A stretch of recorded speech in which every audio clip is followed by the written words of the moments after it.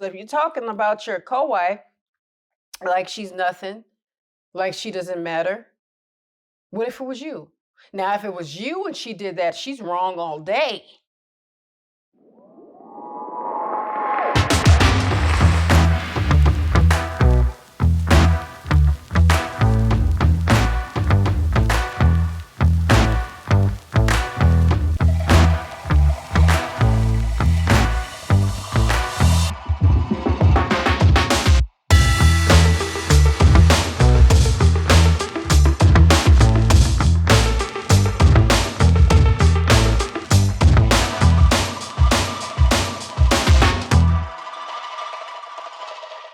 Assalamu alaikum. Peace. This is Fatimah, Coach Fatimah, 1/3 of Outstanding Personal Relationships and co-author of the book, Let's Talk Polygyny Uncensored. Now, in this video, you guys, I want to speak to you all about something that is very upsetting in the world of polygyny, and which is just another form of marriage. And we like to act like it's not. It is another form of marriage which predates Islam, as we always say in our videos, because it is always true. Now, in this video, I want to address a topic of treatment and co-wives. What does that mean? I've been noticing in some different emails or questions or just observation that co-wives tend to do this thing where they don't mind if their co-wife is in pain, or they celebrate the fact that their co-wife is in pain. They feel like they're winning because their co-wife is experiencing some form of pain. And we got to start asking ourselves some pretty hard questions about our character if we're celebrating the pain of our co-wife or wives. If she's not having a good day, some people feel great about that. I've seen in different comments on different platforms that one specifically that really made me mad was the women were asking questions to a speaker on a social media platform. I don't know her name, don't need to. The commentary was enough for me. But well, what was said was that, well, what if your co-wife needed a ride? What if, what do you do? How do you feel about her needing a ride from your husband to get from one point to another? And the woman said, well, let her stand out there and let her freeze. Let her walk. And she was being applauded in her comments for this venom that was coming out of her mouth. And I was very upset by that because I said, okay, now if the tables were turned and your co-wife was the one saying that that is the practice that your husband should have, that is the attribute of a king, and you're okay with that, what does that say about you? Just want to give you all a heads up on my group coaching. I'm so excited about it. So many of you have asked about it. And if you're on a wait list, make sure that you sign up to be on my wait list for group coaching by visiting coachfatimah.com to register for that. It's so exciting. I have so many different things to share with you all. If you want to level up and meet the champion within, please join and become a part of the wait list. I'll see you guys soon. Assalamu alaikum. Peace. If it was you and she said, let her freeze, let her starve, let her go homeless, let her go without her rights, because some men rob their wives of rights, some women rob their husbands of their right. To be clear, it does happen. I'm not going to act like it doesn't. But what also is happening is this toxicity in the polygyny or the poly community where the wives are pitting themselves against each other. And I know that everybody doesn't get along. They don't have to get along. They can be cordial. But to say such horrendous things such as let her walk, let the kids, my kid doesn't have to meet their kids. This is my child.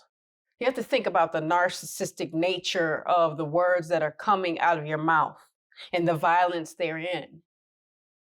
You have to have a certain amount of class and composure when you're in Polygyny. It is not an easy lifestyle to be in, but it is not an impossible lifestyle to be in. And once we say this is an impossibility, I'm not going to try, I don't care, let her starve, let her walk, they're little raggedy children, and all these different things such as that. Do you want that said about you, your children, your situation, your marriage? Something so little as saying this is a little comment, or it's, oh, Coach Fatimah, it's in jest, it's a joke. We all know there's truth in joke. We all know there's truth in jest. Even if it's the smallest amount, even if it's the smallest amount, if that is the intention of the person, they have to think about their character. So if you want that for your co-wife, let her starve, let her walk, let her go homeless, forget them kids. They're not my kids. Of course they're not your kids. I mean, duh, we know that. And it's stating the obvious. But would you want your children treated that way? Would you want your co-wife speaking about your children that way? Sometimes some men don't have the courage to do what they need to do. Sometimes their personality and their intention doesn't take them where they have to go. We all know that. Sometimes they play with time. Sometimes they play with finances. We know that. So we talk about not doing that. And we also talk about not being the toxic one in the whole thing, in the whole lifestyle. So if you're talking about your co-wife like she's nothing, like she doesn't matter, what if it was you? Now, if it was you and she did that, she's wrong all day and should be condemned for her comments. Some of these brothers not playing when it comes to polygyny, and they care. They actually care about the rights of their wives. They actually care about the rights of their children. They care about their own rights. They want to be consistent. They don't want to be hot one day and cold the next. But the ones that are trying to figure it out, let them figure it out. But it's a difficulty on the entire family when one wife is saying, let her just not have any rights. Let her just exist. I don't care. As long as I get what I'm supposed to be getting. Check your attitude. Check your intentions if you are that person, because what you're going to do is find yourself alone. There's a lot of people running around married that are in a house and they feel lonely with their spouse. Whole lot. But you got to wonder, how are you presenting yourself? Can they see your selfishness? Can they see your narcissism? Because one thing about narcissists is they think they're so good at it that nobody can see it. People will ultimately figure it out, but those of us that have studied narcissism see it immediately. See it immediately and go red flag. But see, we always want the narcissist to be the man because he's got 2 wives. He got to be a narcissist. He's got to be. He's got to be a narcissist. But there are narcissistic women and co-wives that are in this lifestyle, and they're making it difficult on not only others, but themselves. And they wonder why the connection is lost between them and their spouse. They wonder why the connection cannot be made between them and their co-wife, because they're saying things like, leave her on the curb. I don't care about her. Let her walk. Let her starve. That's their kids, not mine. Woo, woo, woo. And they just keep going and digging that hole deeper and deeper and deeper. Understand, like I said before, your attitude, the way you carry yourself, is going to take you either up into the right or it's going to take you down. Protect your ego. If it is a bad one, protect it. That's fine. Do more. And then you'll find yourself with less. I had to say that because I was so upset by this video that was circulating and this comment and this applause that this woman was getting because she was just sitting there dogging her co-wife, thinking she looked good and she was looking like a fool the whole time. So make sure you check your attitude, your intentions, and carry yourself with some class and have some composure, even in the difficult, challenging times. We're not robots, we're people. We feel, but it's about responding and not reacting to every single little thing that might be annoying to you, but to try to take and say, well, this is my set of rights and forget hers. For a husband to say, I'm going to build this family with this wife and not this one over here. I'll just leave her on the side. He has to check his attitude and his actions just the same for polygyny to work. Everybody, co-wives, everybody. So show up in the times of challenge, composed. If you got to have a hard conversation, have it, schedule it. But when you have one, be willing to speak your mind in a respectful way and be willing to listen. That's the beauty of having a conversation. It's got more than one side to it. So hearing someone else, listening and not just hearing, telling them what your experience is, and going back and forth in a calm manner. Because then you both get your answers. Then you both can find understanding, you get some clarity, and figure out what you're going to do. And if you can't do it in that one conversation, schedule another at the appropriate time. And we don't make the demands for the conversation. We make the request for the conversation because everybody's grown. We're not going to act like they're not. Okay? So I had to get that out there.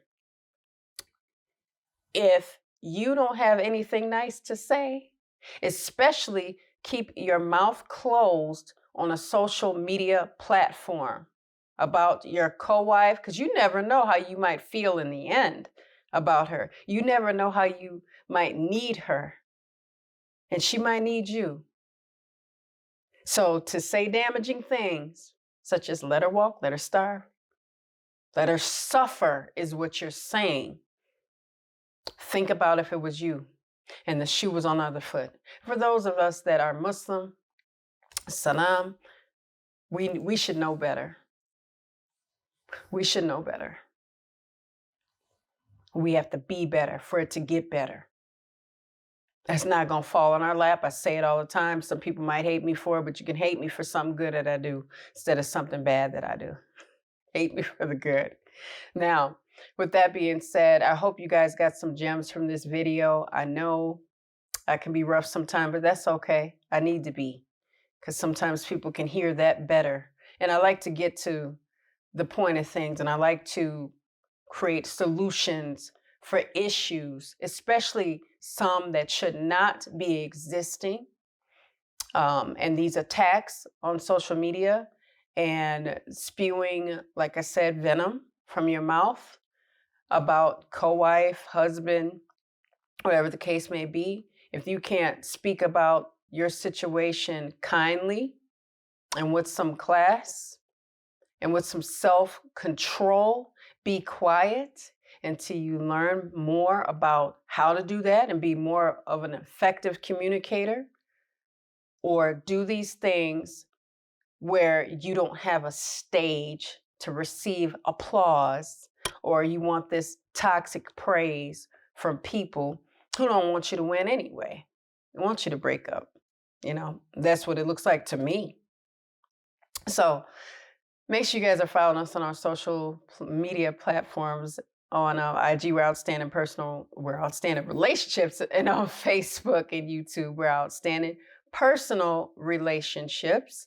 And I'm going to leave you guys with a little GLC like we always do. Make sure you're growing intentionally, loving fearlessly, and connecting on a higher level every single day. And if you're interested in more about Outstanding Personal Relationships, make sure you check us out at outstandingpersonalrelationships.com. store. Hit that notification bell, like, comment, and subscribe. If you are new to us, make sure you hit that notification bell. I'll see you guys in the next one. Assalamu alaikum. Peace. Here are 3 ways outstanding personal relationships can help you. Make sure you guys are following us on our social medias at Outstanding Personal Relationships on YouTube and Facebook, and on IG at Outstanding Relationships, and also Clubhouse under our names. And make sure you go to outstandingpersonalrelationships.com and sign up for our email list. And there you will get updates on our new book, Let's Talk Polygyny Uncensored. Absolutely. And last but not least, when it comes to coaching or counseling, if you want to work with us one-on-one or in group settings, make sure you're on that website and reach out to us, because we do have very limited spots and we usually have a wait list. So with that being said, GLC. Make sure you are growing intentionally, loving fearlessly, and connecting on a higher level every single day. Assalamu alaikum. Peace.